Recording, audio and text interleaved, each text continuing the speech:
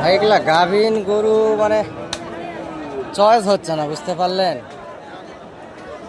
টেওয়া টেবনা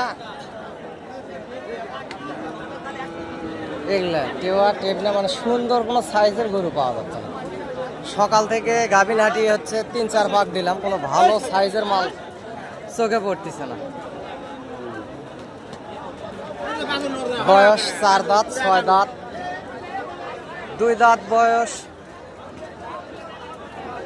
কিংবা অদাঁত বয়স এই রকমের গরু চোখে পড়তেছে না, সব 6 দাঁত 4 দাঁত। এটা শাইওয়াল গরু।